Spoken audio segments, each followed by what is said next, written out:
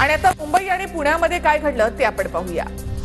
मुंबईला पाणीपुरवठा करणाऱ्या धरणांमध्ये 8% पाणीसाठा शिल्लक, आजपासून 5% पाणी कपात आणि 5 जून पासून 10% पाणी कपात होणार।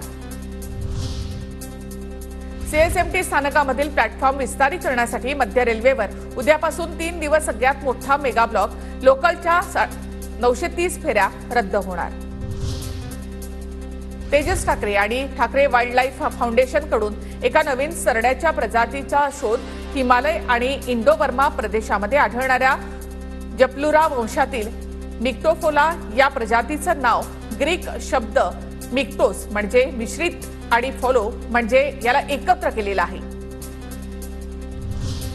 हॉटेल व्यावसायिक जया शेट्टी हत्या प्रकरणामध्ये गँगस्टर छोटा राजनला जन्मठेपेची शिक्षा, 16 लाख रुपयांचा दंड, मुंबई सत्र न्यायालयातील विशेष सीबीआय कोर्टाचा निकाल, 50 लाखाची खंडणी देण्यास नकार दिल्यामुळे 2001 मध्ये छोटा राजनच्या हस्तकानी केली होती जया शेट्टींची गोळ्या झाडून हत्या।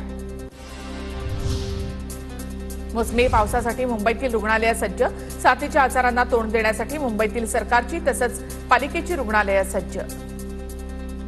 मुंबईतील नालेसफाईतील हलगर्जीपणा प्रकरणी कंत्राटदारांवर कारवाई, एकूण 54,68,000 रुपयांचा दंड आकारणी।